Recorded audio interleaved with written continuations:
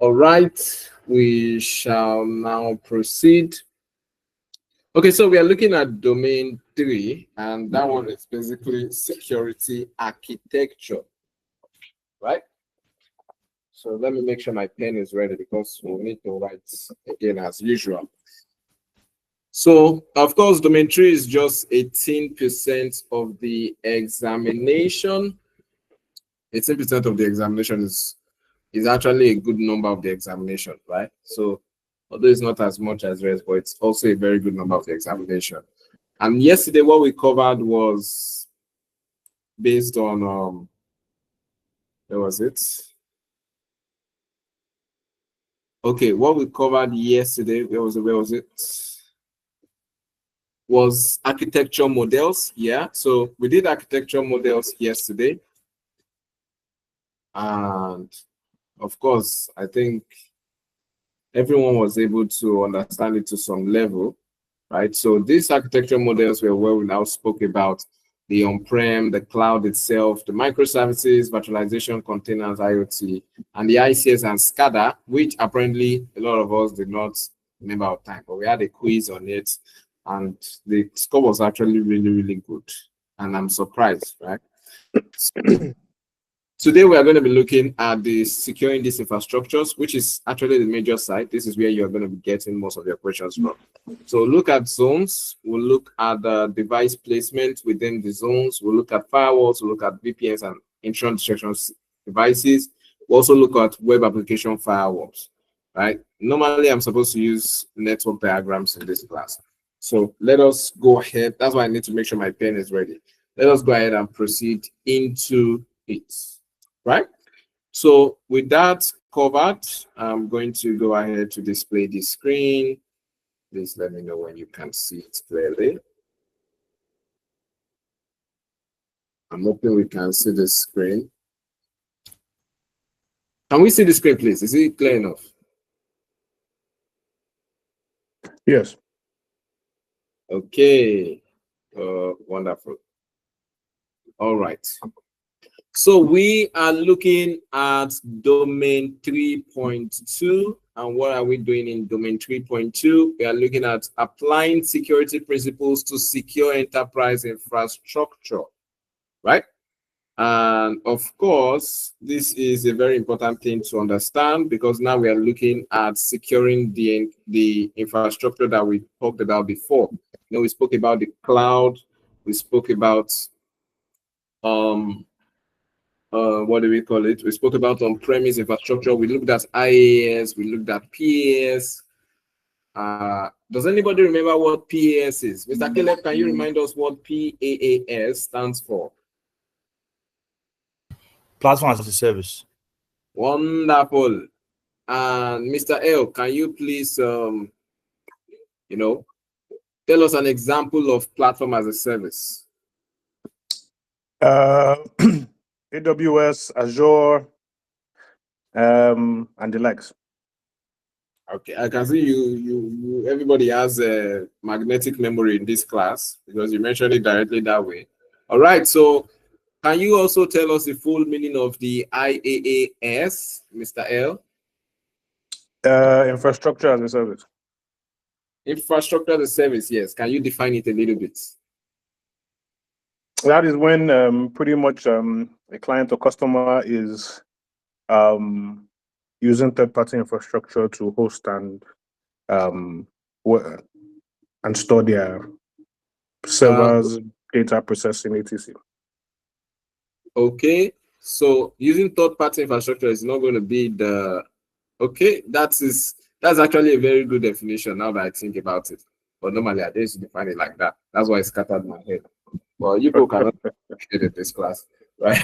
So let us look at it. We understand the infrastructure as a service.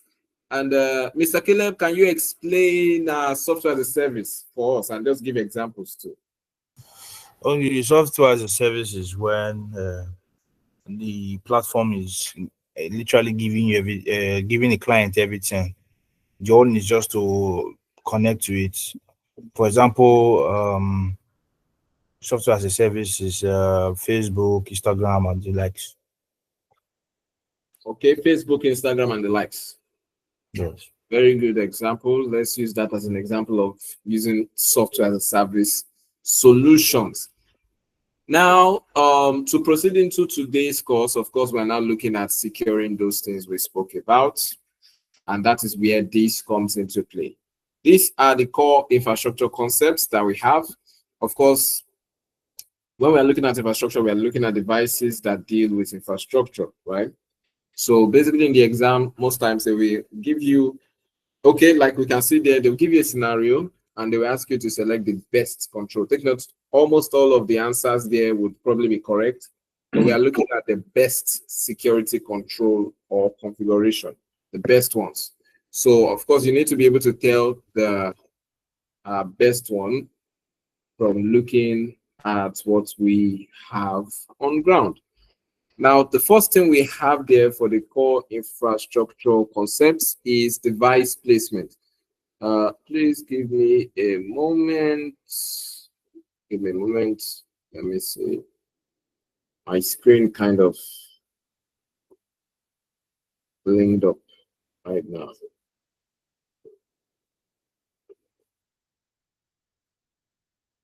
Okay.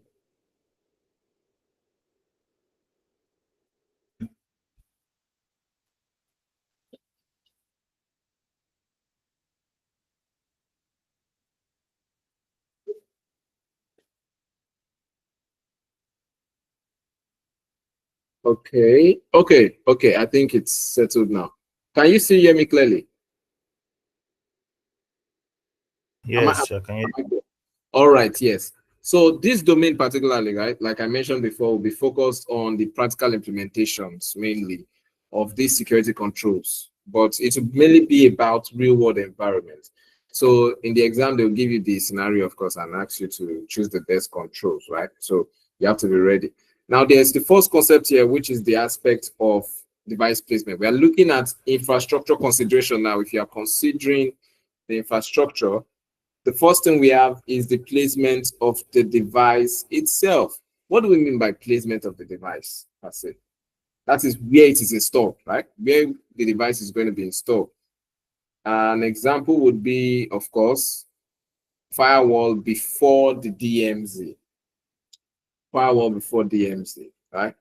For instance, if you're going to place a firewall, if you're going to place a firewall where DMZ is, are we familiar with what DMZ is first?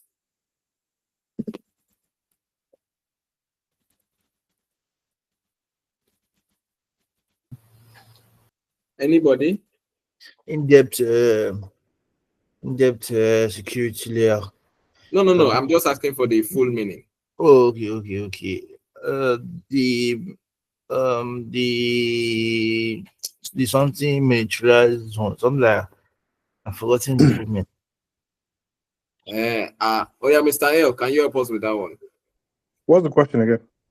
What's DMZ? Let's just say, what's the full meaning of DMZ? DMC? DMZ. Wait, are you saying DN or DMC? DMZ. This one on the screen here. Wait, I can't see the screen. 1 second. Hold on. You said this one on the screen. Oh, DMZ, demilitarized zone. Of course, that's DMZ, demilitarized zone. That's the full meaning. Mr. Caleb, you had also a bit demilitarized zone. Yeah. I know that I just forgot the thing, but I know that it's in depth. Yes. So these are just some considerations, right? So for instance, when we're talking about this device, you can see the example they put here is putting the firewall before the DMZ. The reason why is because most students think any placement will work, that you just put anything where you want, right? But that is why we usually talk about defense in depth, layers of defense. So some things should come before others. For instance, physical security should be coming up. Like for instance, you have to put a fence. You don't put the devices outside the fence. It won't make sense, right? So there should be a fence to protect the physical environment. There should be a door that protects the device that is there should be in there. There should be layers and layers of security. So any placement does not work where you're putting the device, the placement is very important. So you have to take that into mind. The security zones also is another thing.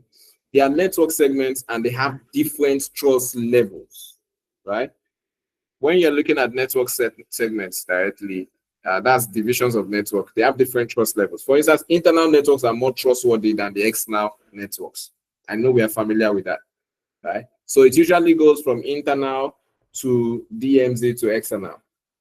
Now, please don't confuse the DMZ with the internal network. DMZ and internal network is not the same thing, right? A DMZ is placed in a position in order to like make sure that the external connections that are coming in will not affect the internal systems. So let's say there's a server that we want to interface with external users. Maybe a website is sitting on the server. We'll put that website in that server in a DMZ, so that even if someone compromises the server, it won't affect. They won't be able to walk into the other parts of the company. Is that a bit clear? If you know clear, tell me, please, because I need you to understand. No clear. Come again. Let me use this analogy. Inside a company, they have different servers, right? So sometimes the website, of course, the company's website might be sitting on one server. So that website is facing the public, right? They have to open the ports on that server so that people can access it through the website. Open up port 443, port 80, so that people can access it. But that's a security risk. Because if somebody breaks into the server, then the person can walk through the networks that are connected to the server and compromise other servers or other systems. Are you familiar with that, sir? You said someone. No. Just rewind the last part and say that again. I'm saying, for instance, now, if you break into Facebook, Facebook, that their whole website is running on a server. If we break into it, take over the server, then we can also crawl through the network to find other computers that are connected to the server, like all of their internal computers and all that. You know, right? I'm getting you. Carry on. Okay. So in order to, and Facebook has to have that website, even though the website is facing the public, they have to have it. But facing the public means they're exposing themselves to the public. And then the problem is that exposure to the public will also compromise the internal systems, because if this exposed computer gets compromised, it will affect the internal systems, right? So in order to make sure that even if this server gets compromised, it no go affects the other internal servers or internal systems, they will put that server in a DMZ. DMZ is demilitarized zone. When they put it in that DMZ, even if it gets broken into, it looks like it's on a separate network entirely. Like segmentation a little bit, like it's just they're putting the server in the DMZ. Yes, it's the same network, but segregate one part. If it's in the DMZ, then how are the other computers and things connected to it if it's in the DMZ? Yes, now.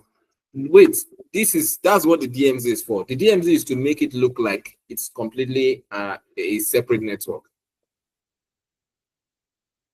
What you've said, my understanding of what you've said is, okay, this thing is high exposure risk. So to minimize the exposure risk, we'll put it in this place where nothing else can touch it, where a day on your own, nobody free access up, it's just by itself. Or where so it looks we reduce the exposure. If that's the case, how are they accessing it if they put it in a place where nobody can access it? They are putting it in a place where it looks like it is not connected to the other systems inside the internal systems. But since the website is just on this server, everybody outside can access the server. I think the best way now is to make you see it in a better light. Let me make it. No, I get what you said, but I'm not saying that when it's now in that DMZ, if they can still access it, why is it still not an exposure risk? Because if they can access it, then the hacker too can access it through them. Yeah, the hacker can access it. The hacker can access it. Let's assume the hacker took over it, right? But the hacker won't be able to see the other computers that are connected to it because it is in a separate segment on its own. Perfect. So how are they able to see the other computers if the hacker can't see the other computers? That is why it's called a DMZ. It's internal, right? Mm. Yeah. So if the So- hacker was internal, uncle. You said? If the hacker was internal, uncle. Ah, That now one I is internal threat already though. this is it. For instance, okay, this one now is from this word anyway, where it's mainly politics. So more like if the military marks a place as DMZ, they won't be able to fight. Nobody's allowed to fight between that place. It's Mr. Ewa, yeah. let me ask you, jump server, is it an example of the DMZ? Aha, good question. But no, let's get to the jump server first.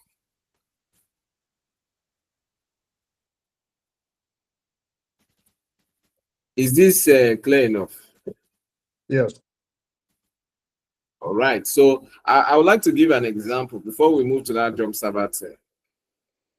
So the example of this DMZ, for instance, a very good one would be the fact that let me see. Let's assume that you get let's say you have an office, normal office. Now we're looking at normal office, right?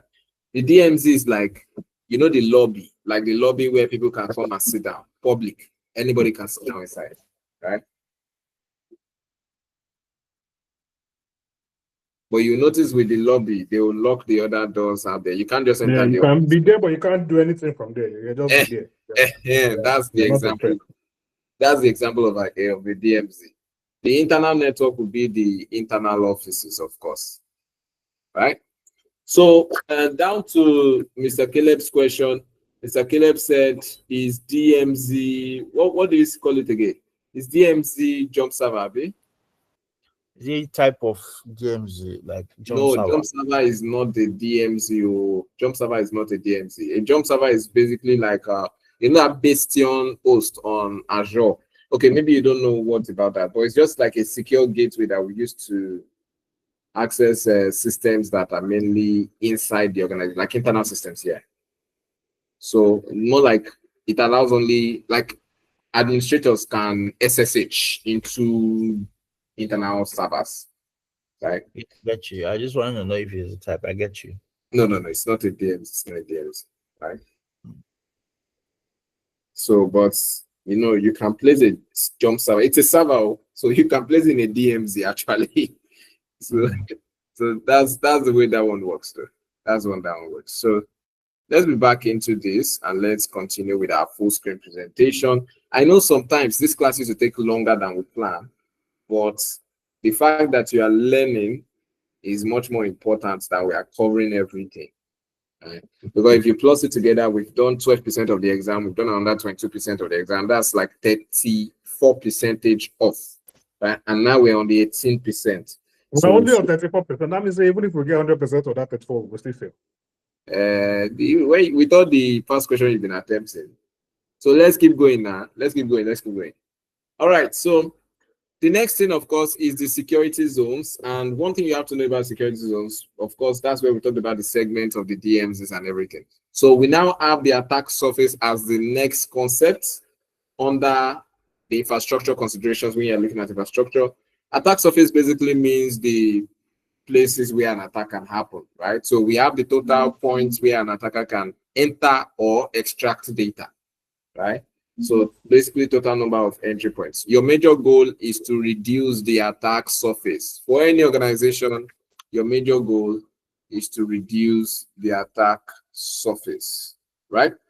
So, of course, not like Mr. L mentioned now, you can have insider threats. Please, your external threats are not only the things that matter. In short, internal threats are even more important than external threats. You have to look at that more importantly. So it's still part of your attack surface. What can the insider threats also access? You need to reduce the attack surface totally so that there's not enough for everything. So we also have this very important thing, this connectivity. That is how the systems are connected. Make sure they are going through encrypted tunnels. Make sure they are going through HTTPS. Make sure it's SSH, not Telnet, and so on and so forth. You need to make sure everything is encrypted. VPNs are being used and all and all. The reason is to make sure there's no man in the middle attack that also happens. Now, there is something that I'm not seeing on the slide, but I wanted it to be in there. Okay, I can see it now. That is the aspect of these failure modes. Very, very important. Failure modes. In case things go wrong, and things used to go wrong, there is no 100% thing anywhere. In case things go wrong, there are two major modes. One is the fail open mode. One is the fail close. And this is used in different situations, right? Different situations. So fail open means it allows traffic or allows anything to come in when there's a failure. Fail closed means it blocks traffic when there's a failure. That is, immediately it fails, it blocks the whole thing. Depending on the scenario, there's a full question on this thing, and I'm thinking of the question in my head like this. I'm seeing it in my eyes, and I know that this question was as a result of people only fail it because they do not know the difference. Now, let me just ask this like this.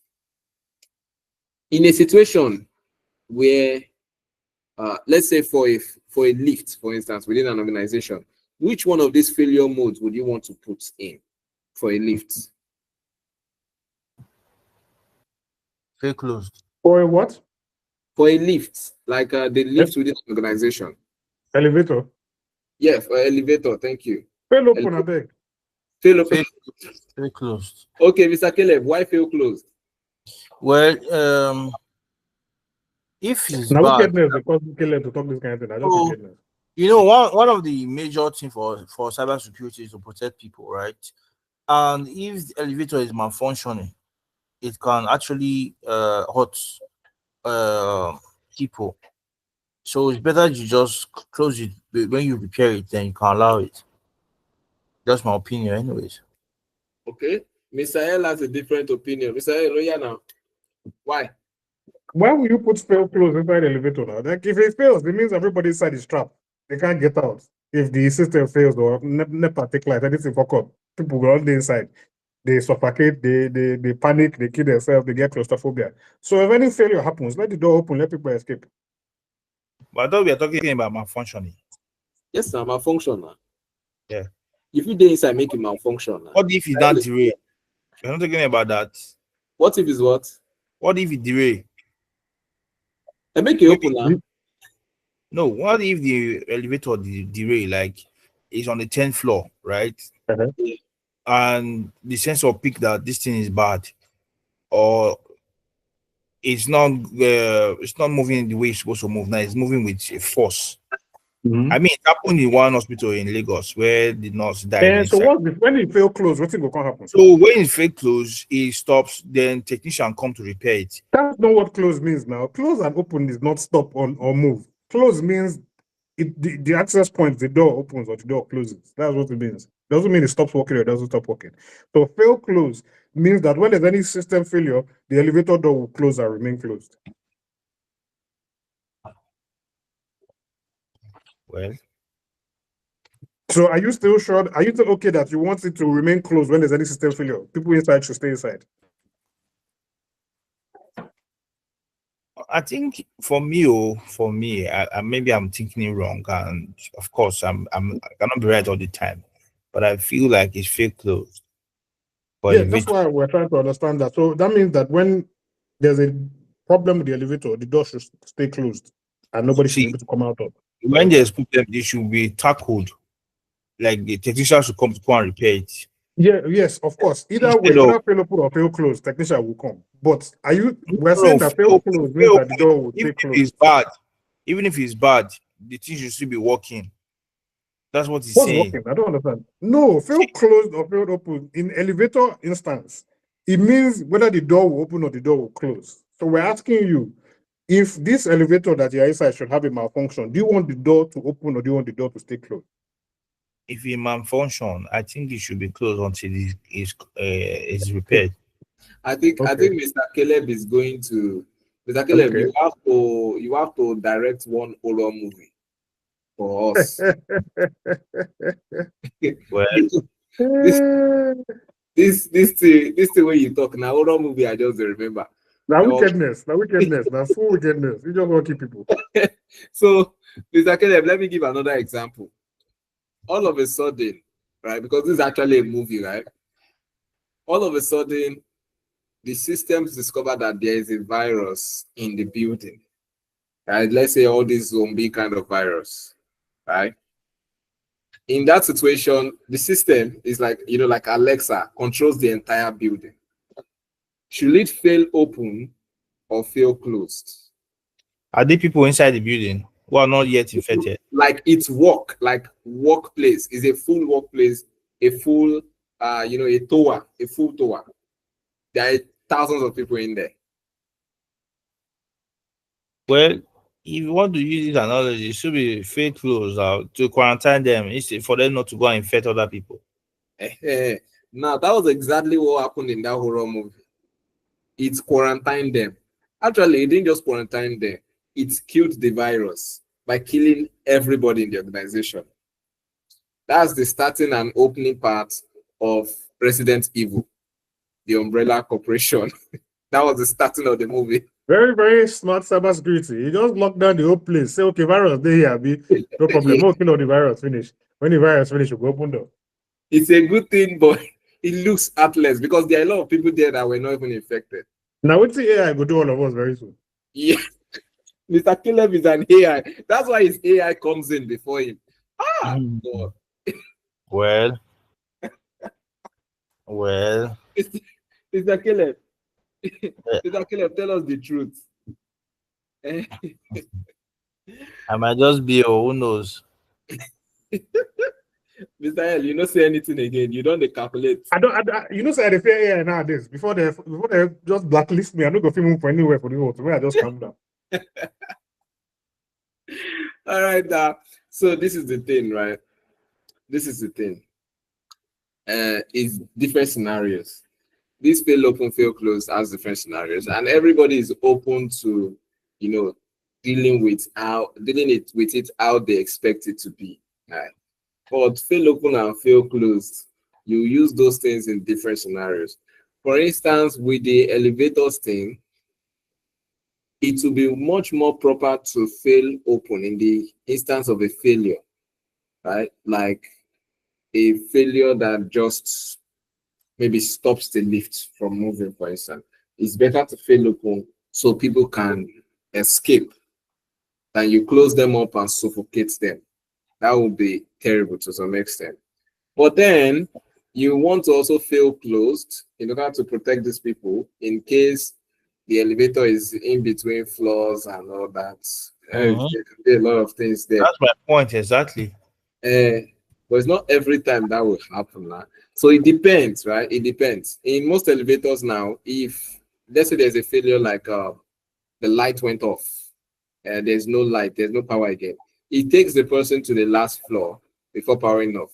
Let's assume the battery dies, then that's where your horror movie begins. But of course, let's pray never to be in one that the battery would die, right? So, but then there are other situations where you prefer to use a fail open over a fail closed. In a situation where there is a full-fledged alarm telling people that there is an earthquake in the building, please don't go and close everybody down inside the building. So it's relative now. What this means is Mr. L is correct. I am also correct. Yes, yeah, it's relative. It's a relative answer. It's something where you want to look at the relative. But there are questions. Where it's not relative is that you want people to stay inside the elevator when they are stuck. No. I mean, when you made enough of that, I said my reason is because I don't want to derail and people from 26th floor we just because of the malfunction they will just. So whether it's closed or they open, if it's still fall from 26th floor now. So you don't still understand. I think we need practical here. Make both of us. No. We understand. We don't rewind each other. I understand you. We don't rewind ourselves. Oh yeah. Okay, so it depends on the mode, of course. But one thing we should get, Shan, that is very, very important is that fail open is usually safer for safety, and people is usually your first priority is safety. Fail open is nice, right? But when you're looking at security devices like your firewalls, it's better you fail closed. Immediately you see that something is wrong, shut down anything. Don't let anything come into the systems again. So it's very related. If you are looking at people, please use fail open for human beings most times. Not every time though, but depending on the scenario. So they will give you a scenario. And then you have to use that scenario to answer it. If your firewall, for instance, is failing open, that means anytime something goes wrong, it will unlock itself. That's like a locked door that will unlock when there's no more light. That's not good, right? It's supposed to be a security device, so it needs to fail closed till power returns. That's the thing about that. Of course, you won't want the fact that you are leaving your house, you lock your doors with Alexa, and just because power goes out to the light or something else, your doors fling open. It won't make sense at all. So different scenarios, right? But you will be able to determine based on the scenario that is given to you. All right, so the next thing we have, of course, is these device attributes.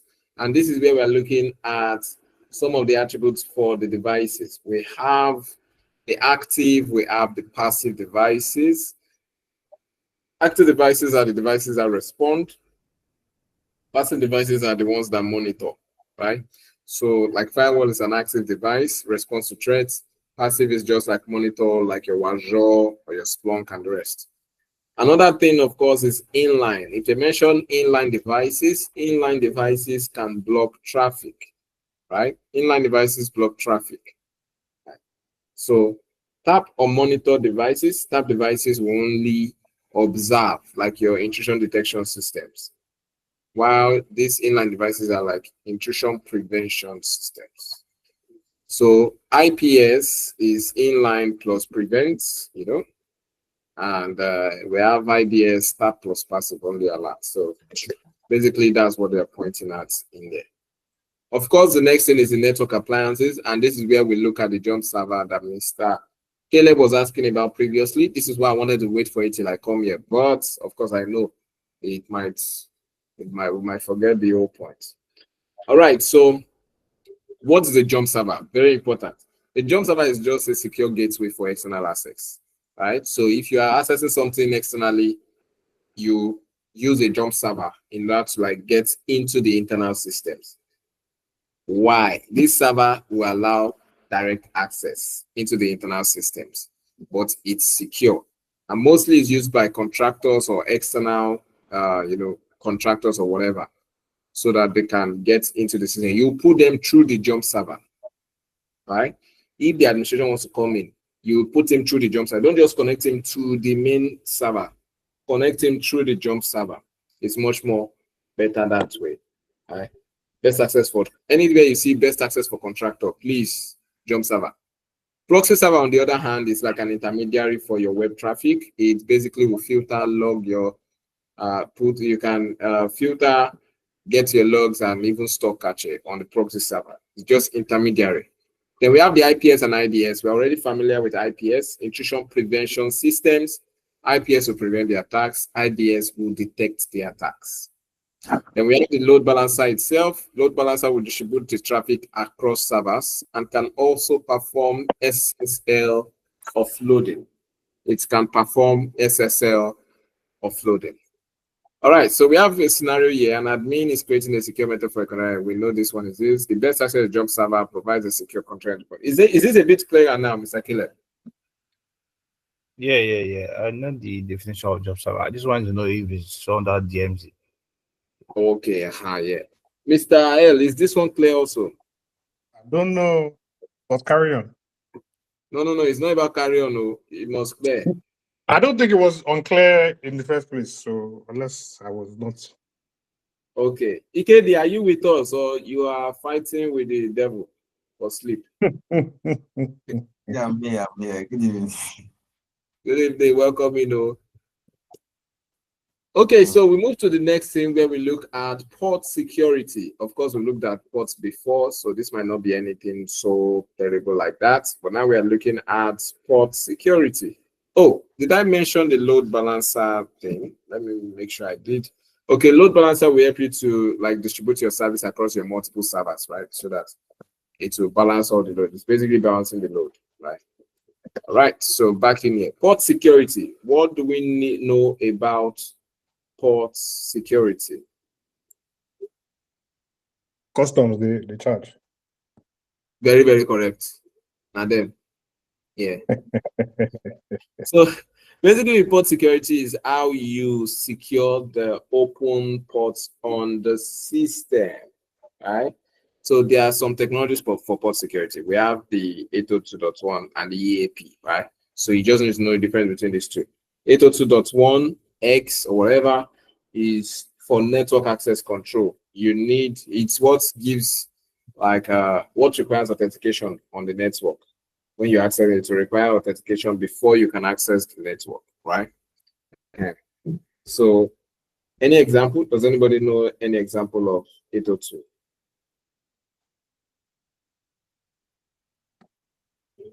Okay, now no wala. We don't need to scrap our head so much. Next thing is the EAP. EAP stands for Extensible Authentication Protocol, and we use it with 802.1, of course, so that it can support the various methods of authentication. Right? So, of course, 802.1 is usually paired with radius. In order to have your AAA. AAA is authentication, authorization, and does anybody remember the last one? Or something like audits. Hey, we forgot to imagine. Oh yeah. No, you mentioned it yesterday. Huh? Yeah, AAA. What's into AAA? What's full meaning of AAA? AAA? Yeah. As in the availability things? Yes, mention it. Availability, authenticity, and accounting. Accounting it is. Very correct. So you're very right. That's very good. All right, so we now see the firewall types. This is very simple. Firewall types, web application firewall. We know this one works for websites. It will protect you from SQL, cross-site scripting, command injection. It's best for web servers. Best for web servers. UTM. UTM stands for Unified Threat Management. It's like all in one. Firewall with antivirus, with IPS, with web filtering. It's good for businesses. For businesses, small or medium-sized businesses, sure. That's what UTM is for, Unified Threat Management, like Sophos, like the rest of them. Then we have the NGFW. This one is Next Generation Firewall. It has deep packet inspection. Hey, well, brief question. So you mean for port security, the only thing there is to know about port security is 802 and EAP? That's it? Yeah. Those two. You see them in your exam. I don't understand. So all the port security is just in those two ports, or those are the two tools or devices for securing all the ports? I don't understand. Yeah, if you know that one for this exam, you are good to go. So are those the tools for port security, or are those ports the ports itself, or what is 805, 802, and EAP? What are those things? Yeah, this is why I was saying you should fire me questions. Ask a lot of questions so that you will know it very well, right? I just felt like everybody was probably already familiar with this thing because it's in your documents. I don't know. That's why I just calm down. Please ask questions very well about it. Okay, now I'm just going to explain a little bit. When we say port security, right, we are talking about securing your physical or your logical network ports, right? You know, it's talking about physical ports, USB, and the rest of them, and then logical ports also. Basically, you are trying to prevent unauthorized access into the network. There are two main types of security, of port security. We have the physical one.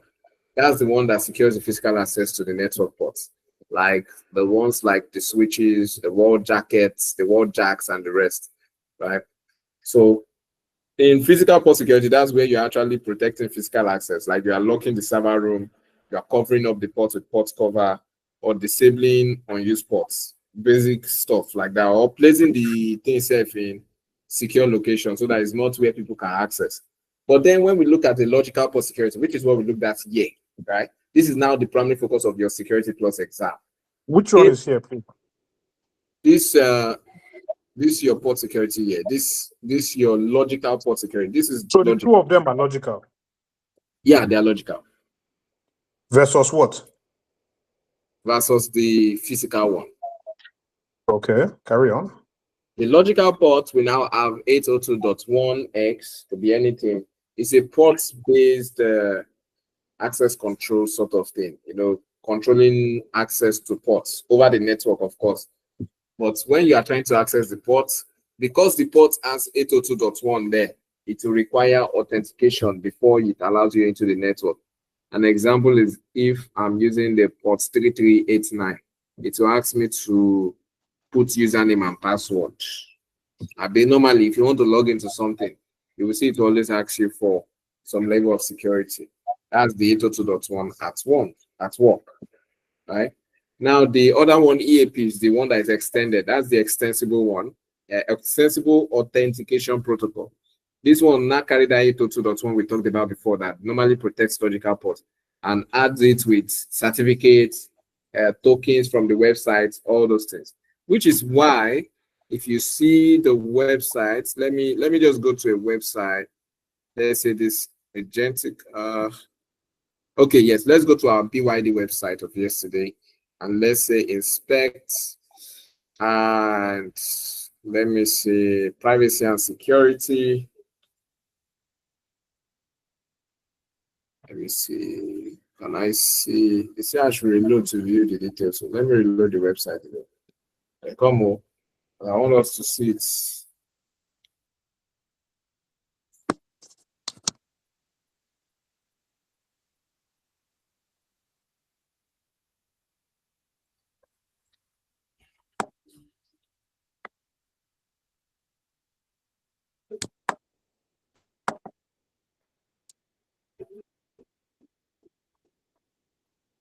A month.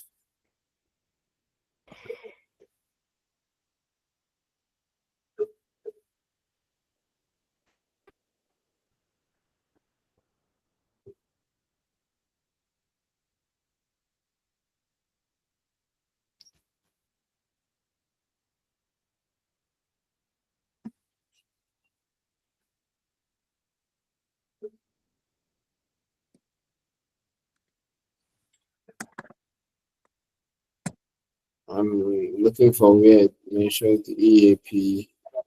Let me just try GG for instance. Inspect.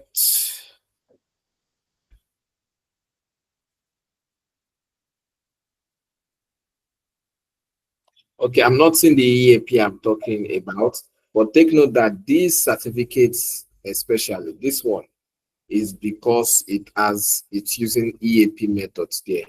So that's where you now see that it's supporting certificates as a means of authentication and the rest. So I'm trying to look at where they actually wrote the EAP so that you can see it yourself. And that's what I'm not saying. That's what I'm not saying.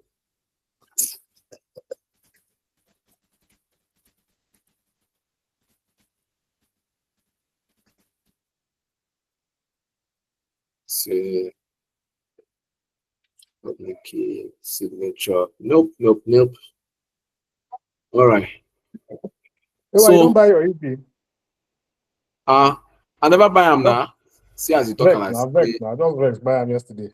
Make I vex. Oh yeah, now help me add the extra. Maybe add the 999 million. You get the one. Yes, now I will put the one. Yes, now normal now. I don't press like that too. No worry, people don't go 10-day holiday. When you come back, we'll run out for you. Wahala. All right, so EAP is usually using. That guy don't use Buhari formats. The same thing with Buhari do was the guy they do.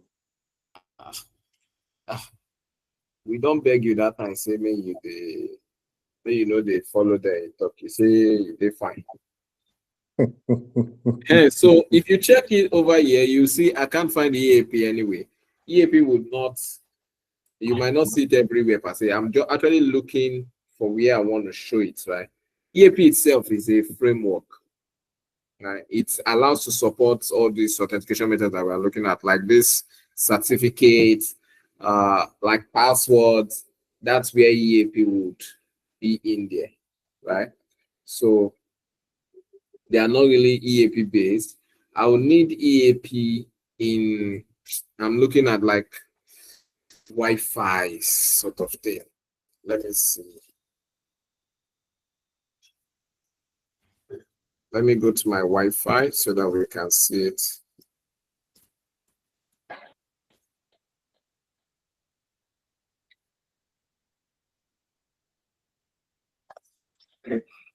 So for instance, when you want to connect to a Wi-Fi, right? When you want to connect to a Wi-Fi, when you click on it, you want to log in. It will ask you for username and password. That's in now the EAP work you they see for there. Now EAP they work for there. Yes. Let me see if I can find these things. I'm looking for it to yes. Well, let's not take too long with it. Let me come back to our documents. Let me not take too long with it. What you need to know majorly is that the EAP is usually used, especially in Wi-Fi networks within an organization. I was expecting I'll see it on the website, but obviously you won't see it. Now you also see it on this 802.1x, this one export that we're looking at. And that one is usually looking at wired network access, Ethernet cables, and the rest. That's 802 will be the one that will be telling them which kind of security is on it. All right. Also, if you are using VPN, you will see EAP there. You see EAP there. All right. And I don't have any company network that I've saved.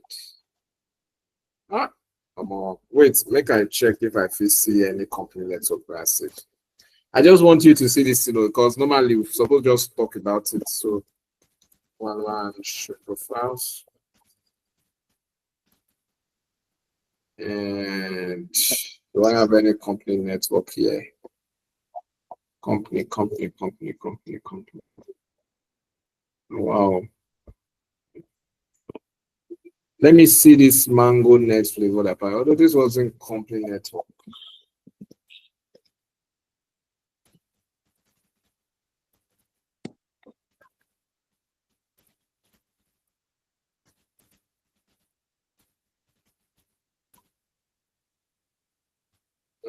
This was not company network.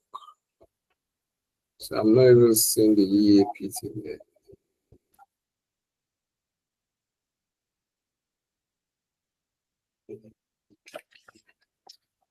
All right, so I'm not able to see the EAP. I don't have any company network I've connected to here. And I'm not seeing any company network here. So if you perhaps are connecting to your company, who is on your day baby now? Okay. I babe see this one now. Just to explain.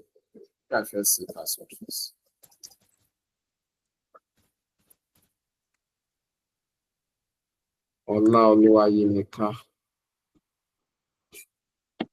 Network type is infrastructure.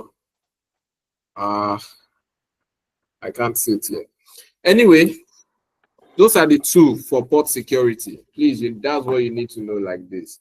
Those are the two you need to know majorly for port security. All right. So, of course, when you are looking at this one, no authentication means no network access. Of course, if you are not authenticating, then no network access. So it's usually used with Radius so that they can get authentication, authorization, and accounting out of it, right? That is what they are mentioning here. All right, so we looked at types of firewall. We've never explained how types of firewall finish.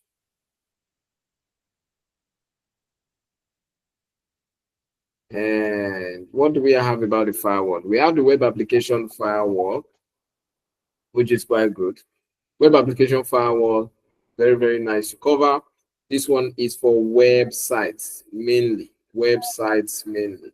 Web application firewall, websites. When you see UTM, that's all in one device. They pack everything together. NGFW is for next generations firewalls. And then there's layer 4 firewall or layer 7 firewall. Layer 7 is the application layer. I hope you remember that very well. Layer 4 is what? Can anybody remember layer 4? Transport. Beautiful. Very correct. So layer 4 firewall will be one that runs on the transport layer. That's where ports and protocols run. Layer 7 is application layer, right? So that is that. You might have a question that they are talking about SQL injection. Please, if it's SQL injection they are talking about, please just mention web application firewall, since SQL is more like a website attack. If they are talking about all-in-one sort of scenario, it's going to be UTM. That's what you mainly need to know about this. All right, so to the next one, we have some secure communication and access. When you're looking at security, when communicating, the first one is VPN. You need to use a VPN for encrypted access. VPN will encrypt everything you are sending through. VPN stands for virtual private network. Then there's tunneling. If you are moving traffic through, tunneling, encapsulate the traffic, basically encrypt the traffic using TLS. If it's on the website, TLS. If it's on a normal network, like IP address to IP address, you use IPsec, which is IP security. You need to note these things down so that you have it on hand. Another thing is the for remote access, right? If you are using remote access, please use secure methods such as your RDP, but use your RDP over SSH and your SASE. What exactly is this SASE? Cloud-based model, right? SASE is this cloud-based model, and it combines the ISD one we spoke about before, as well as the security services. An example of this SASE is Zscaler. SASE is the modern thing now. Right? Are we together? Yes, we're together. All right.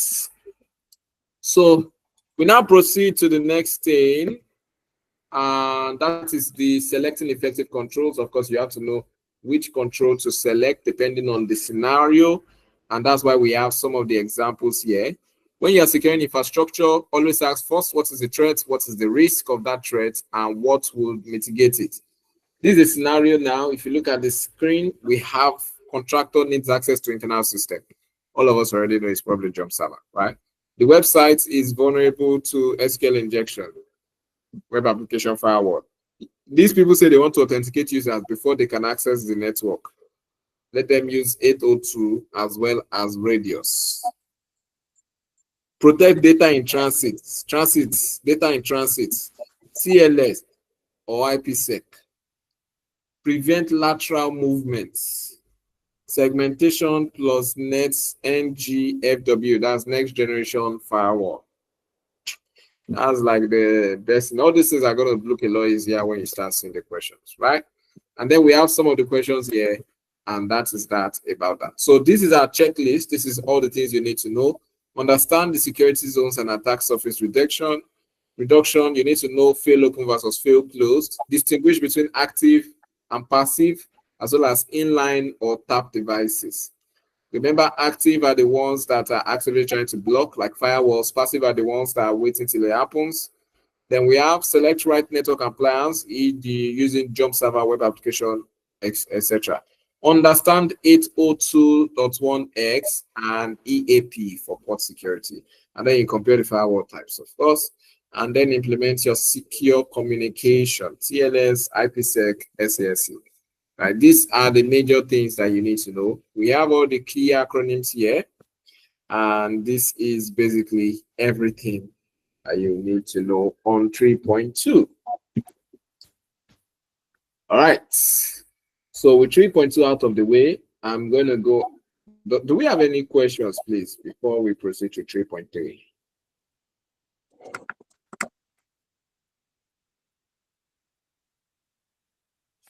Any questions? None, Abi? Ikedi, are you still there? Yeah, I'm here. Yeah. Oh, hala. Ikedi is with us.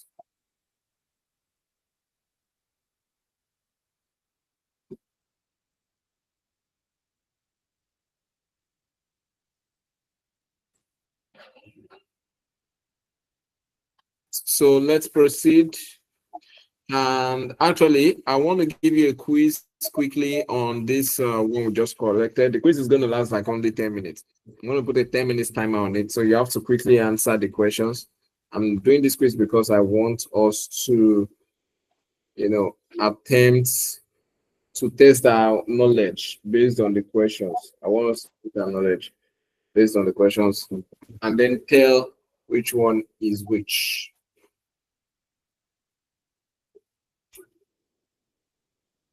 So there's a moment. Please, let's go to joinmyquiz.com real quick. We're going to have 10 minutes to answer this one. 10 minutes for us to answer it. Oh, I make it tough. Oh. I should make it tough. Mm. Yeah, no wahala. You don't reach deadline day. Yeah, now.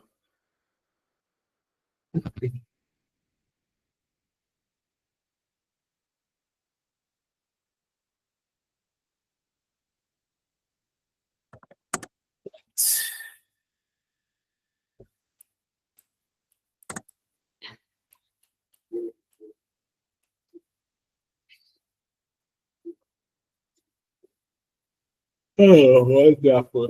Wonderful, wonderful, wonderful. The quiz is already ready. I can't edit it to make it tougher. Okay, wait. Let me try editing this question. I just saw a question that looks. Let me see if I can make it a bit tougher.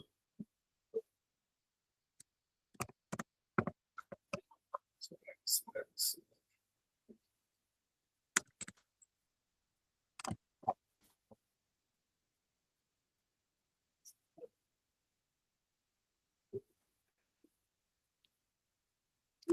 Okay, we are making it tougher then.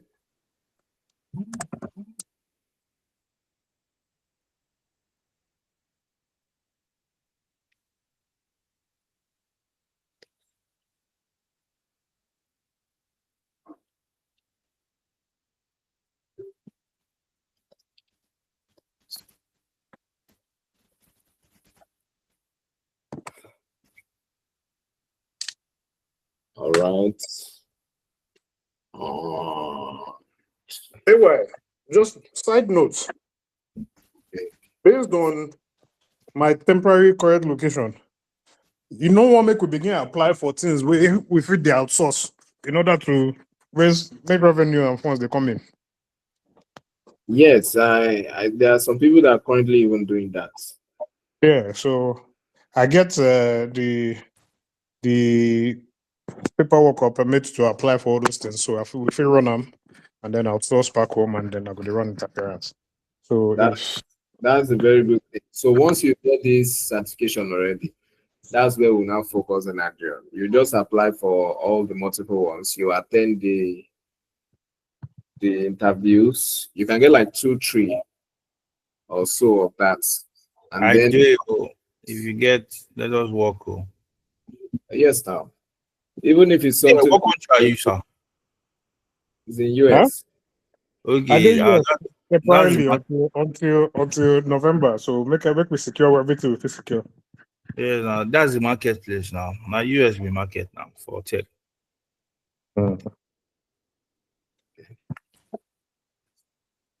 Yes, we were saying whether we want to preempt instead of waiting for anything, we can start doing sending out the applications or doing all those things.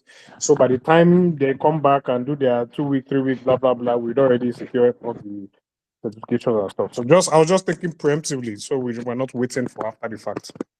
That's beautiful. So what we'll do now is okay.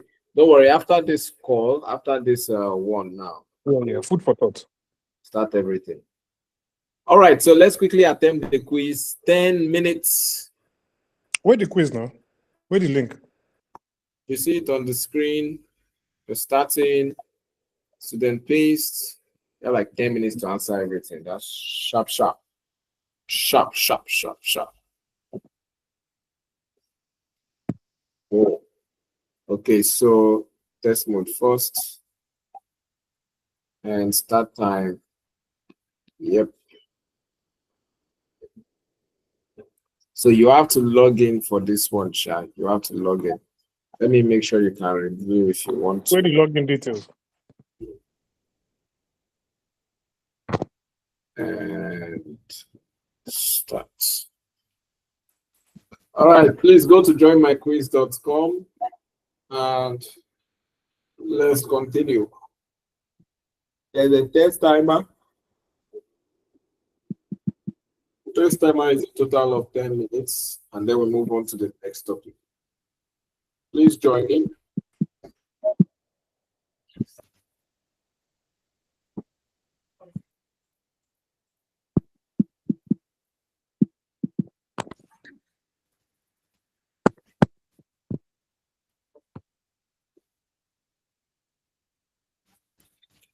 Nobody has joined. No.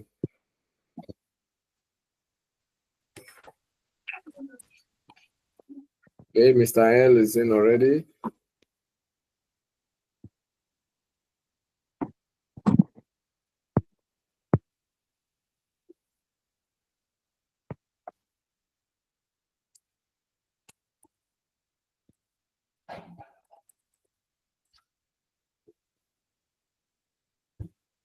Okay, so everybody's in. Now let's begin.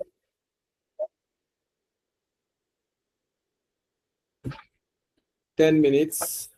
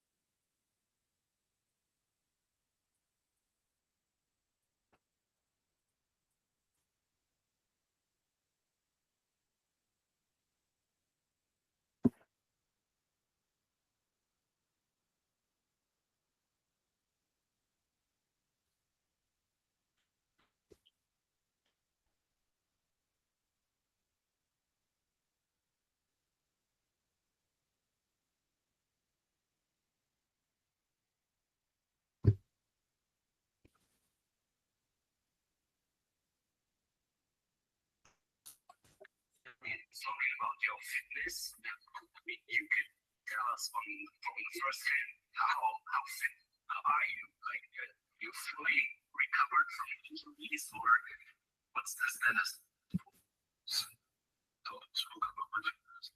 No, they talk about Nina. They don't want you because the medical was negative, and so you don't go to Nina. This was in the newspapers. It's true. Whatever you want to do, or you can to investigate. This is the part of it. Also, about this, that's something. you tell us how thin the is your body is. Who they play movie now?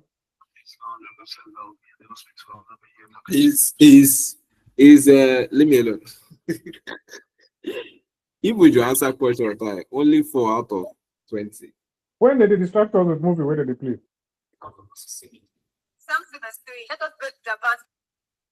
That costs for all. Yeah, no vex.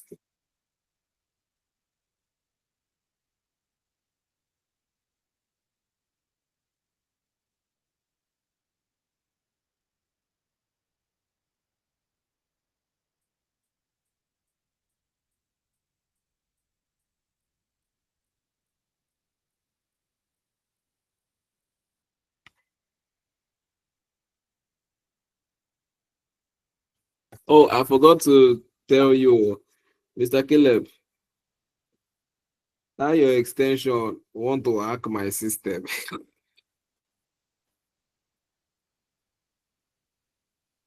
Mr. Caleb, Oga, go now. Go now. Later you come back. Which one be this one? wahala. Question they show people.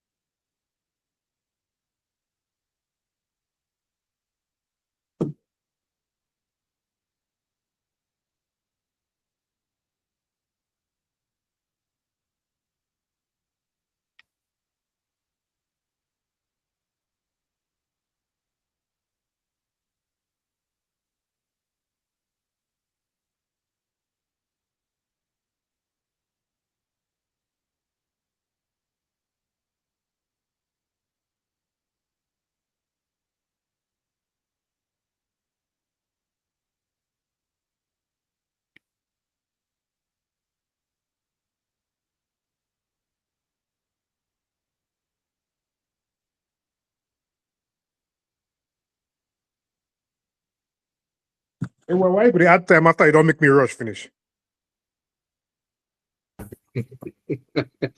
Congratulations. No, you go make me rush the rush my answer. Go to add time.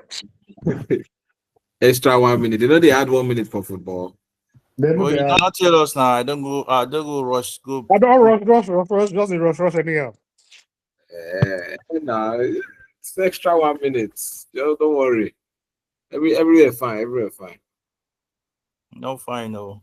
And you don't wait the last 2 seconds before you even add this yourself. Hi. I'm not do it at all. We guys all lose hope already. Philip scored 20/20. Jesus Christ. No, this one is old score. Not be today. Oh.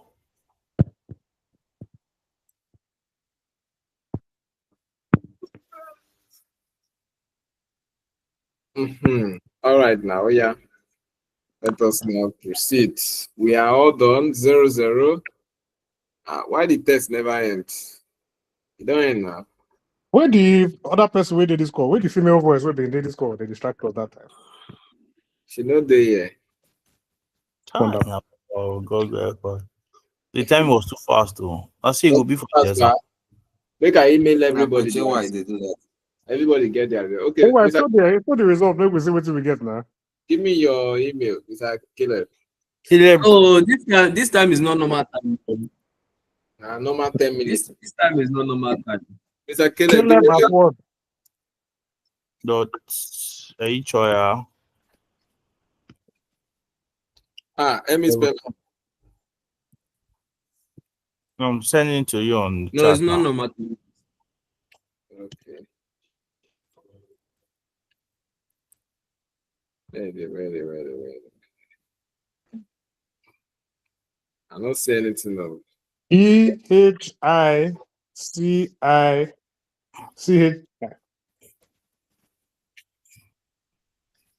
OYA. It's in the chat though. At Gmail, 17 first.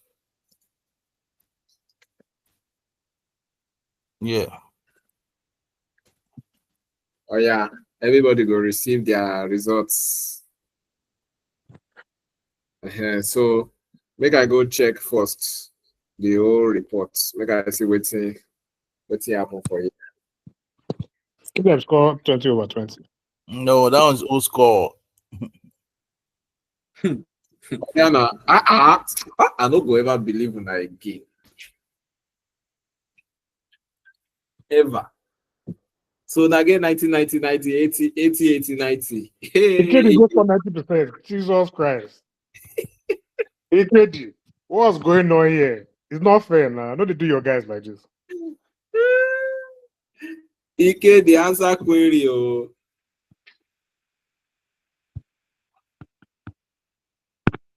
Ike did not do here again. If you guess where I guess for that, why please show us the ones where we fail. I bet more know it too. All right, let's look at it in order of accuracy. What did we fail? What did we not fail? All right, so this is one ever fail. The content of network security, which protocol enforces port-based network access control by requiring devices to authenticate. We talked this entire now. You use this extensive. Oh, I did answer of anyway. I never heard this answer before. Now the name where I just use as I say authentication inside, I just use my answer. No, we use this extensible when we are using certificates and the rest of them. This one is very, very necessary in the case of like web certificates, Wi-Fi certificates, all those stuff. It's extensible. It's bigger than the. You know, teach us this one, sir, but no problem. I did though. IEEE stands for the Institute of Electrical and Electronics Engineers, and this is the 802 standard. It's a standard they created. Let me show you on the new tab so you can see it. It's an IE standard for port-based network access control that provides a framework for authenticating devices attempting to connect to the network, preventing unauthorized access, right? So that's basically the standard that you have to adhere to when you are creating devices like that. So Mr. L missed it. Ikedi got it right. Say Ikedi. the show himself. Ikedi. Mr. Caleb is not RDPO. Yeah, next one.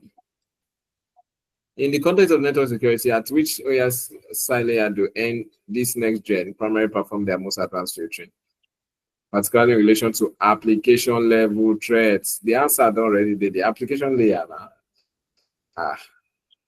Yeah.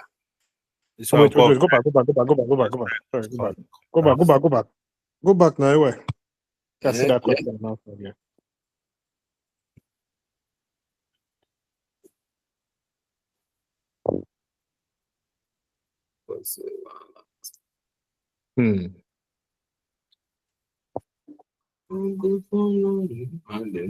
Anyway, so explain this thing, please.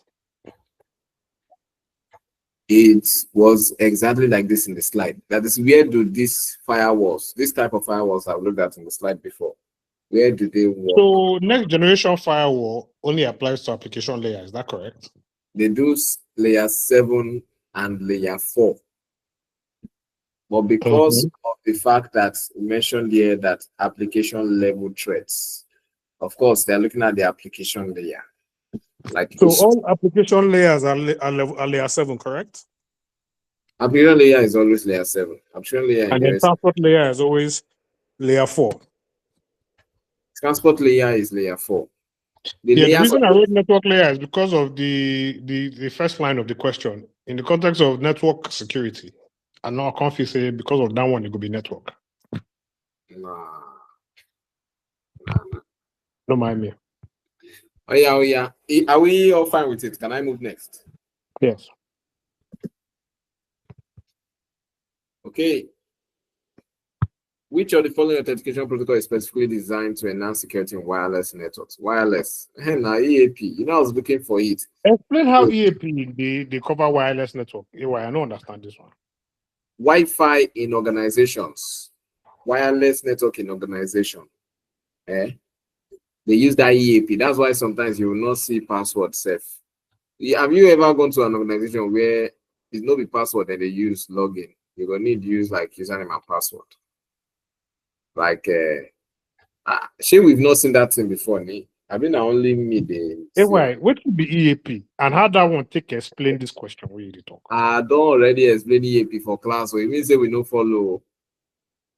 We don't follow. Please explain what EAP mean and how it because this thing have VPN anyway. Please explain EAP. Why? How do you use EAP to enhance security of wireless network? Help me to. So like when you go hotel now, instead of make you feel just log in because you get around, they go tell you maybe put your room number, maybe put your name. Nah, that's EAP. Yeah, but how does that? We don't know that that's EAP now. We don't know that that's EAP. Yeah, that's what I was explaining. That is EAP. Nobody for this class apart from you hear that thing. Well, somebody got the answer correct. Make you explain why. Mr. Caleb, if you notice all of our answers, you notice each of us answered a different answer. That means we are totally guessing. Don't be like say 3 people they answer one person they answer the other one. Everybody just they answer different things. It means say we just a full guess. You see, for this EAP, I'm going straight in there because I went here. I even went ahead. This EAP was so important to me that I went to be checking each website to see if I can find to show us. Now look at EAP. All this is no hard. See, as you search on Google now, network authentication that supports various authentication methods for secure network access, such as Wi-Fi, wired LANs, and VPNs. It is not an authentication method itself, but it's a structure that allows vendors to develop and integrate different EAP methods for authentication, including password certificates and smart cards. That's what they are. This is how it works. You can easily check all these things online, sir. Oh yeah, we missed that one together. Ikedi, are you still with us? Ikedi, Mr. Caleb, you are still with us? I did. Mr. Caleb, you get which meeting this night? Every night, so Every night, una dey go thief, abi? Now watch me. Then they go break asunder the bars of the end. I mean, I will talk about. Those which will stay jejely for their this thing, they do meeting. Now the Mr. Caleb, they go breaking, they scatter everywhere like Yeah, so NDLEA. they break their jugular. Who is joining? Who they join meeting? That's when they join after quiz. Now KDO. All right, so yeah, next to it, a company is designing a robust network architecture that effectively, people said I should make this a hard. Yes, it's good like that. Now we will know what we don't know. Nah. Oh yeah, establishing security zones with defined network access control. Why was the wahala? What was the issue with this one? Two people got it. So that's the question again. Yeah, I see the question though. I know if you read it. My voice The on company starts with designing robust network architecture that effectively isolates internal systems from external threats, while permitting controlled access to public networks and critical infrastructure consideration. What's critical infrastructure consideration should they prioritize to achieve this objective? Let me feel this one, and I still don't even know. I like as you be honest. Say you still don't even know them after you read them. Yeah. Inside. Well, help me scroll up to the last question, I beg. Which one be the last question? The first two questions what we run just now. Help me scroll up to them. Is this the first question? What was the first question before this one?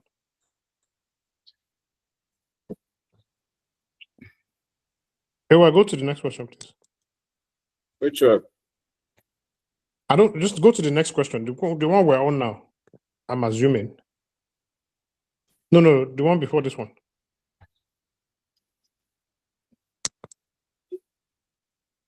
Okay. Hey, well, please explain this one where I know. The last one. The next one we'll just go to. The one we did now. Yes, sir. This one. Yes, sir. Two people got it correctly now. May they explain? Explain. Oh yeah, please explain for us. Although me, I will even show you I did like this on this place. No, may they explain first now. Oh yeah. Ikedi, are you with us already? Yeah, Ikedi not be here. Just go 90% now. I don't dodge. Mr. Kelebu. Yeah, where's the question, please? Yeah. Okay, give me a minute. Let me get there. So this is the question. Company starts with designing a robust network architecture that effectively isolates its internal network from external threats, while still permitting controlled access to essential public services. What critical infrastructure considerations should they prioritize to achieve this objective? Establishing security zones with defined. I mean, it is clear.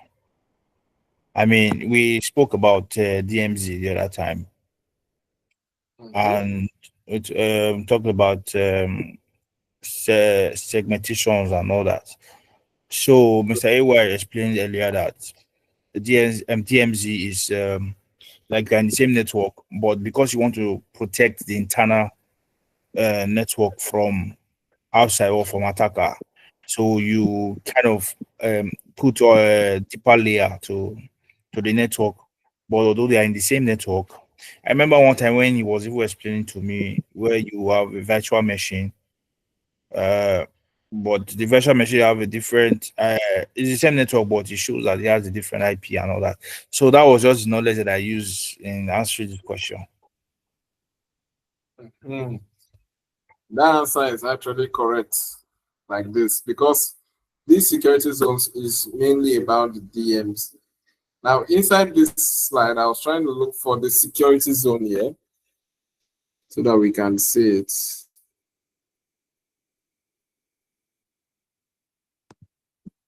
Right, where is it? This one. You see network segments with different trust levels. That's where we spoke about the security zones itself, and that's where we're talking about the DMZ, the internal network. Okay. The external one. Yeah.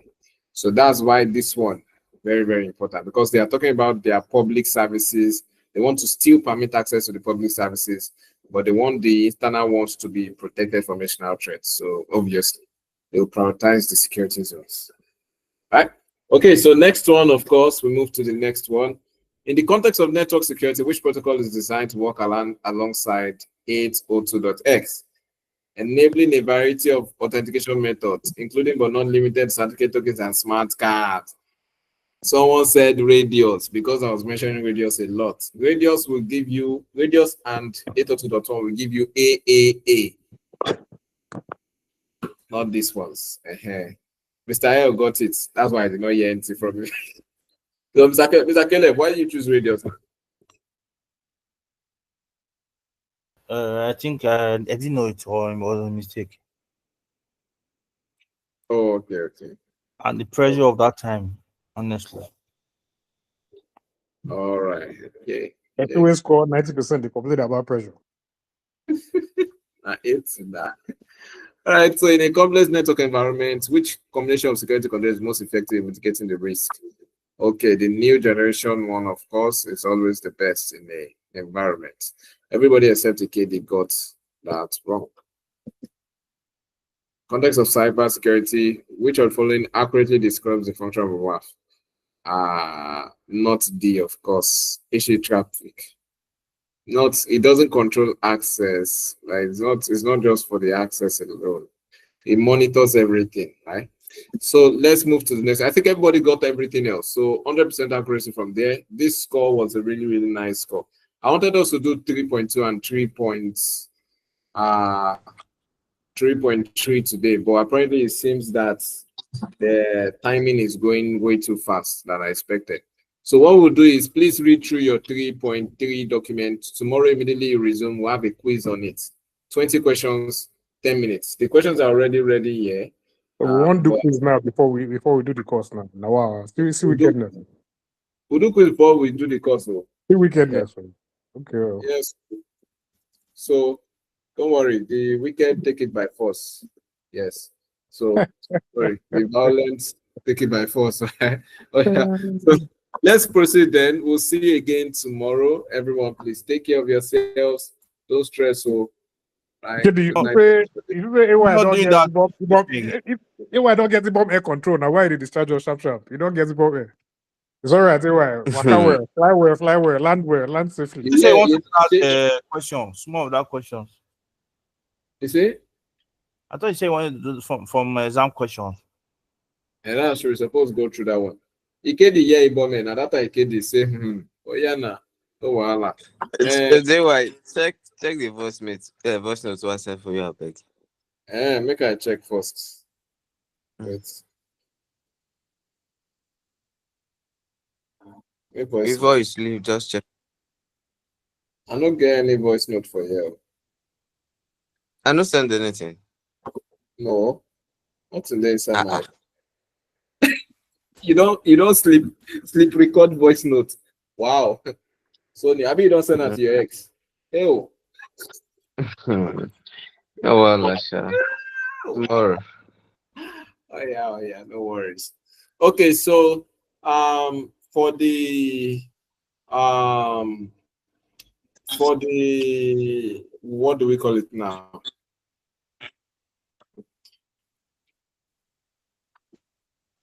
What's the name of this thing? Exam topics. SY0 701. You said that okay. That extension is virus inside. Yeah, it's virus, so nothing is free now. Me, I've already dealt with it, Sha. See it. Hey, why no allow virus finish me? I beg. What time I go deal with them too before this thing finish me? I'll check. Go to the startup apps. You'll see I've even blocked myself. Where is it? This is it here. Normally, I don't use this Microsoft Edge, and it's not always on my startup apps. But I saw that it was enabled by default on startup, and I knew it was the extension immediately. It's the extension that's turned that on. So, but is the extension still working?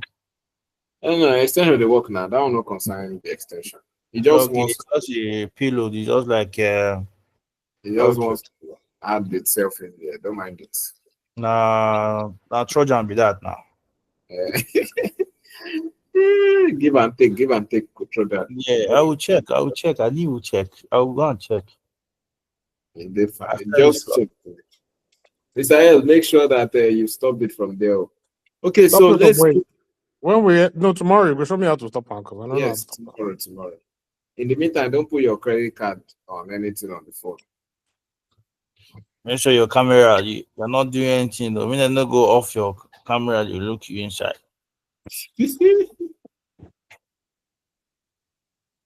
Oh, yeah. Okay, so we'll look at some of these questions together. I want to see how we are going to do it. Okay, wait, this question 32. Can we answer this? Which one is nation state now? You read and finish. I don't understand this guy. Very good. How is nation state? Just like that. Sharp.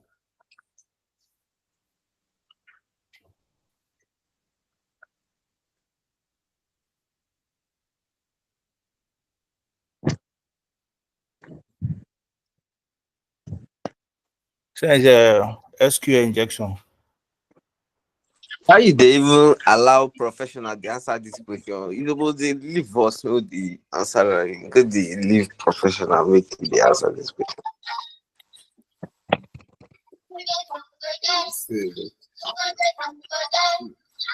Mr. L never get time to watch video question. Which one? You don't dey watch? No, I know the watch. Now call. That's my ringtone. Hmm. I know my boss. Josh, are they class like this? So What do you talk? are they class or see? Shit. I've launched me some news works. Okay, no, in some minutes now. See, I'm almost done. I say you will call me when you finish. Yeah, I'll call you. I'll call you. I better call you. Be important too. All right, Chief.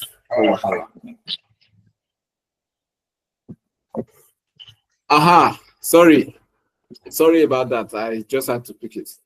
So, well, Mr. Caleb, how you the answer? I feel like you go first, right? To No video. I did wait for the KD and Mr. L. 30 way that I finish. Oh yeah, please let us look at this question came out during my own self. Can you try attempting this question? Let me see. A company has begun liberating this one, the security is A and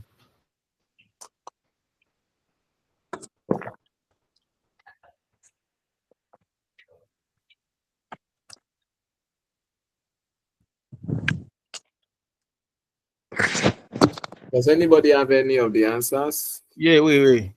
The security incident occurred on the device. It's calling a break. Mr. Caleb. Mr. Caleb is oppressing the masses right now. Nice. Casting. Oh yeah, please. It's A and F. Wait to.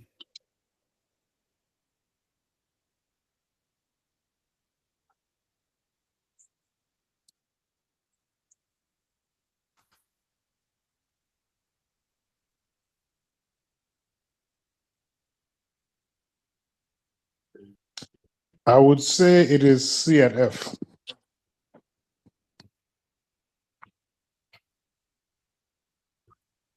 C and F.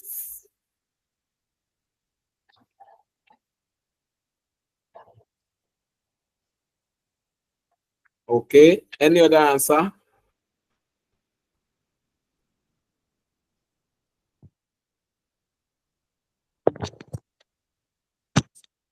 A and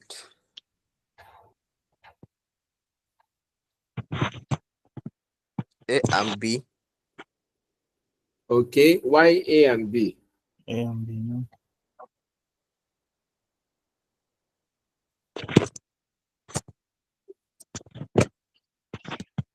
I don't know, because the security team will be able to send user awareness training to the appropriate device.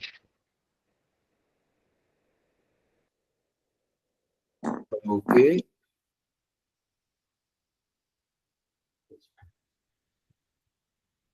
Okay. All right. Okay, that might be. And also, if the security if the security incident occurs, the correct employee can be notified because they labeled all laptop with the IDs, so they'll know the particular one that is. Because when there is like 1,000 computers, how do you know the one? Which one is? So you just label them. That's what I think. Okay, so you are saying is it A and B you said? Yeah, I said A and B.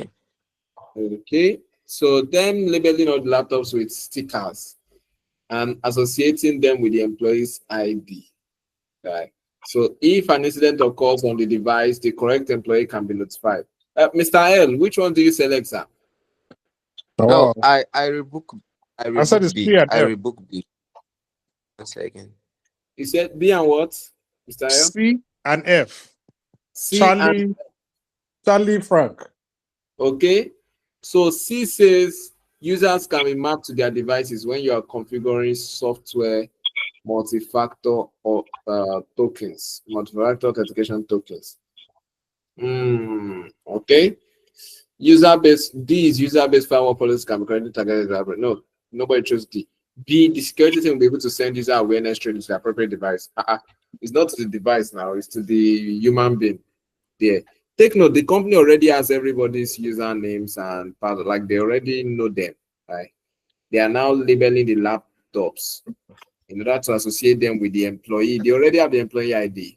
So just so they know which employee has this laptop, they put the employee ID on it. Maybe employee number 1124. It's just like putting your name on the device so they can know physically now.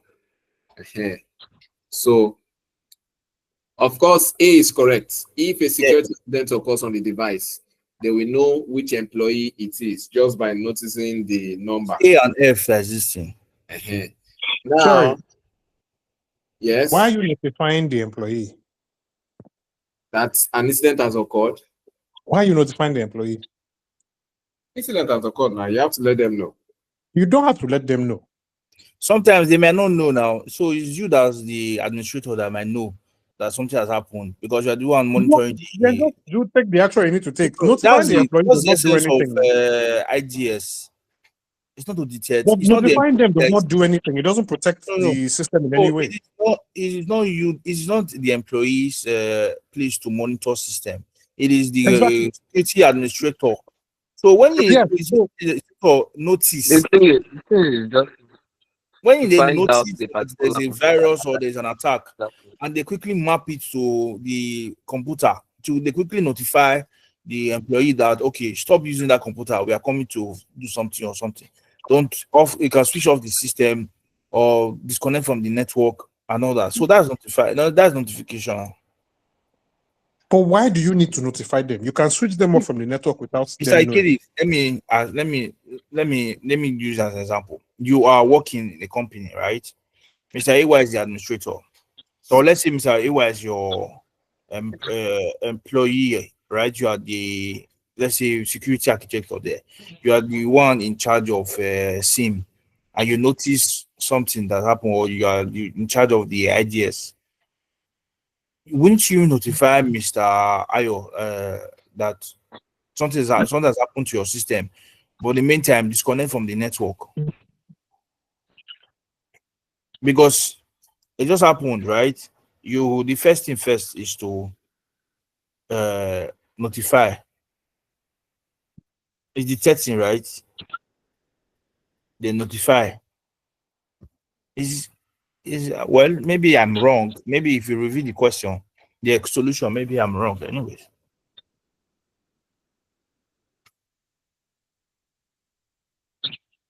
Mr. Iwa, See me, I was talking, I didn't know I was on mute. So very good explanations anyway. So, but for this one, Mr. Hell, please, if something goes wrong, you're supposed to tell the guy, whoever is causing the issue, supposed to let them know. If the system is corrupted, you let them know so they don't log in on that same system. Of course, yes, you can turn off access to the PC, but you have to let the employee be aware that that PC is off limits for now. Maybe you are testing it, or they've gone to a website, you're going to let them know normally.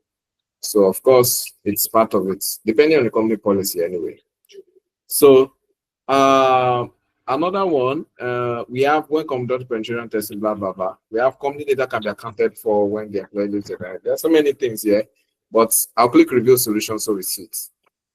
Mr. Caleb is going to write this exam before everybody. no, I'm not there right now. I'm waiting for the senior men. Senior men. All right, so most users selected the A and C, but of course, everybody has their reason for selecting the A and C.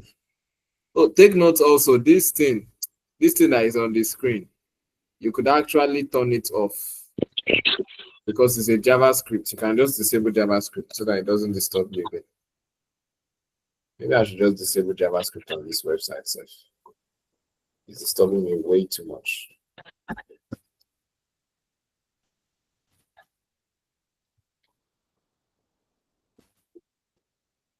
Okay, once. So it's JavaScript that is disturbing me like this. So settings, Java.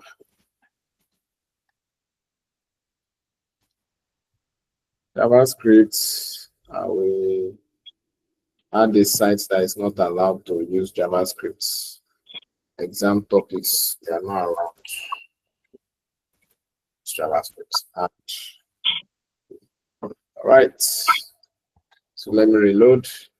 I think even without the extension now, I should not have that problem anymore. Let me assume the extension. You can see without the extension, I'm not going to have the problem anymore. You see it? So check what I just did, if it still works. Let me go there on the website. JavaScript, right? No, I'm doing this now on my Chrome. Exam question. Exam topics. Exam topics, I beg your pardon. Yes. Let's just assume this is the exam topics page. Of course, I know they'll probably block it in some minutes. So let me go ahead and copy that. Settings. Where's settings here? Look at it down after I help. Okay, so JavaScript. I totally just forgot about that JavaScript and my mind didn't go there at all. So JavaScript.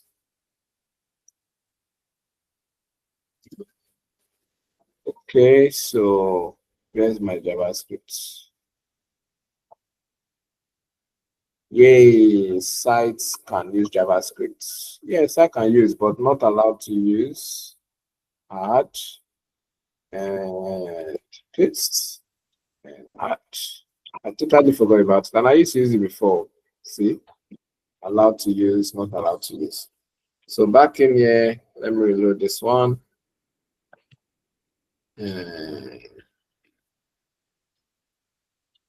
Are you allowed to pass that, bypass their payment? Yes, okay, that's where we'll probably have issues, but for the JavaScript, will be fine. Oh, okay. Okay, so That's that's good now. Everybody is good. In addition with this one, very, very okay. Yeah. Wow. So everybody is saying AF, A whatever, A whatever. All right. So let's go back in there. Now, with these ones we've done so far, I can see that everybody has gotten to certain level of understanding, which is very, very good. We have the understanding that we need. Let me make sure this is also still turned on. And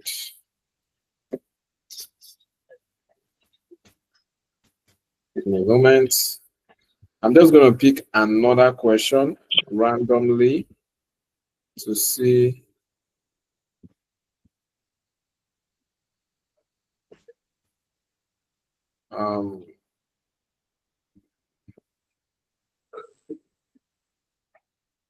Okay, look at this question 45. Please, can somebody give me an answer to this? Wait, Mr. Caleb. I know you probably want to say it. I should not say anything. No, no say it, don't say. Okay. Mr. Ikedi, please give us an answer. Mr. L, Okay. where are you? I'm here. You don't give up. Me, I don't know They anything. don't call me again. I don't even follow now. I don't even follow. Imagine. Mr. L, after Yes, sir. Mr. Ikedi answer this one, you are answering the next one. Mm. Mr. Ikedi, yeah, give us answer.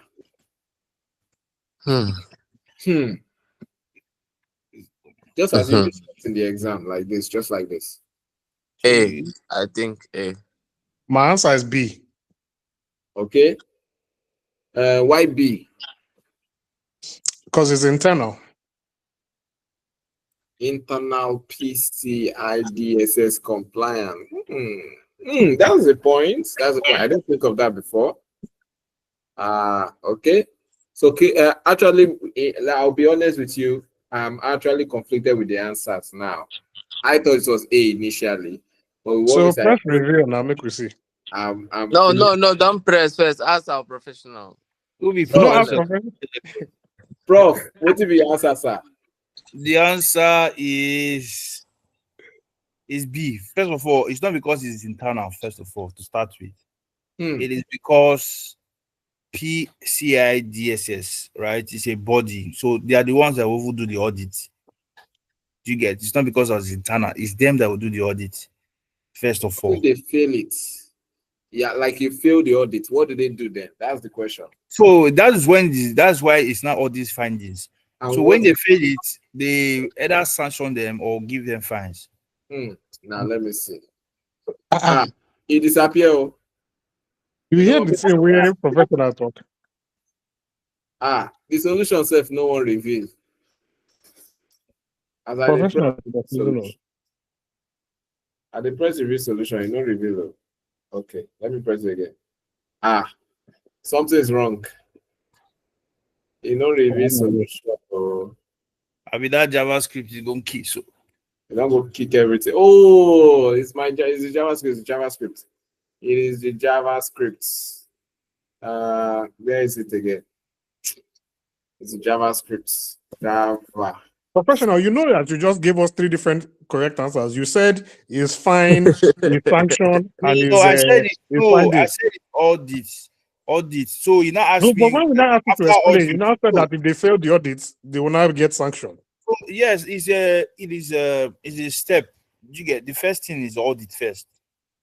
After the audit, they have done the audit and failed. The question is saying they have done the audit and they have failed it. So look at the question. It was Coach Ewa that asked me. So after the audit, what next? So it's not the question is saying that they have failed the audit. No, which of the following is the most likely outcome if a large bank fails an internal PCI DSS compliance assessment? Yeah. So they have failed the audit.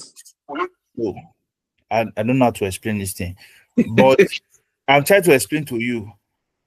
They said they don't fail the audit. What thing will happen after they fail the audit? Now would they ask you? It said probably sanction. No, the answer is audit findings. Okay. Okay, let's go and check the solution, and then we'll check why people said that is the solution, right? So answer is audit finding, but a lot of people, 30% actually said it's A. And that's why we now want to check the answer, because actually all the answers are not always correct, right? Answers are not always correct. Let's go disable that JavaScript again. So answers are not always correct, of course. So yes, some people say, hey, I will disable this thing.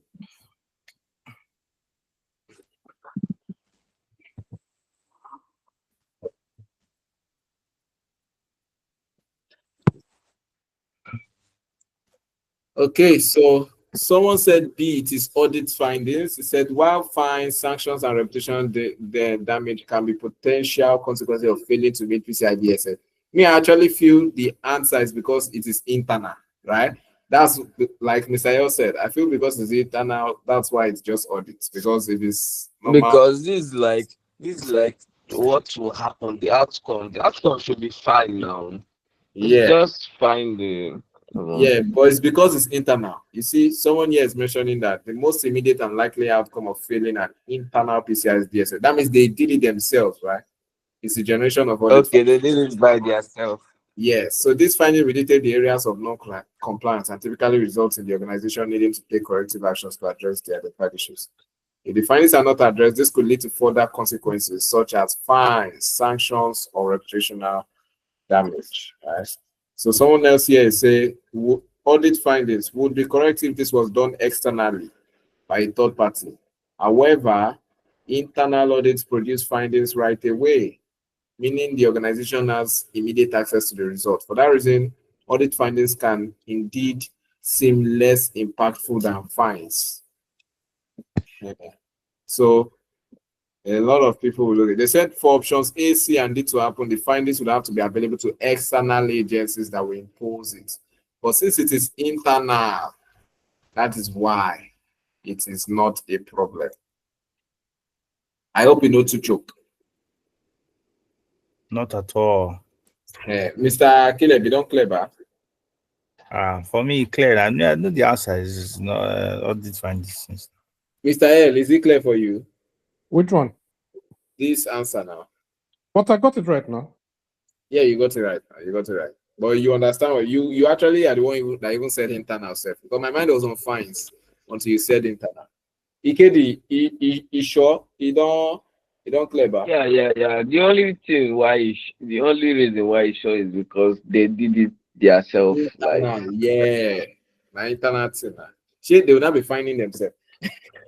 Imagine your tech bro, your tech guy, your company finding you. You find So I'll pay myself. Yeah, now. So on and so forth, stuff like that. So we'll look at some other inquiries. You'll notice that as we produce more and more, as we proceed in this course, more and more of the questions on exam topics seem like things you can answer as compared to initially if you are just trying it. Can you try answering this question 48? Hardware specific vulnerability. Should I answer? No. Voila. A. Okay. Everybody say, is that everybody? No, professional have no answer. Mr. L, answer now. No, the only answer now, you know. Okay. Mr. Caleb. Affirm, yeah. I know you need to check that. Let me say you did correct. All right, now, so A, of course, will be the answer because that's hardware specific. Do we have any other one? I wanted to actually look at this. Oh, wait, make I give you one. May I give you one small, if you don't mind? May I give you one small assignment, if you don't mind? What's the assignment? Let me hear. If your church mind taught you, if your conscience taught you. You don't touch me again. As in If you just go through all these questions, pick the 100 hardest, set them for us. Make we know say we're ready. 600 questions. Child. Yeah, so Make make you pick the 100 toughest go one. up by one. May pick the 100 toughest ones. Where himself go tough for him. Make it certain for us. And then we use that one know our level. What our advice? Just try attempt. Also, it depends on your exam date. If you can do 200 questions of this thing every day, or 150 before your exam, or 100 every day. We know that one, but what make it why test us? No, we know whether or not we don't ready or not. Me, I don't already carry questions. You know, like giving me work. Question No, don't make. now when I talk to you get touch mind, but as you know, get now, I don't get like this. All right. And Mr. Air is lighting first. Make it right first. Once it pass, I will breathe. Ew. I don't too suffer for this training thing. Oh yeah, so with this one now, let us close for today. It's already 11:50. We'll meet again next time. Thank you all so much. All right. All right. Okay. Thank you. Hey, why Bye. not forget the two things we will talk. I forgot what's it? One, the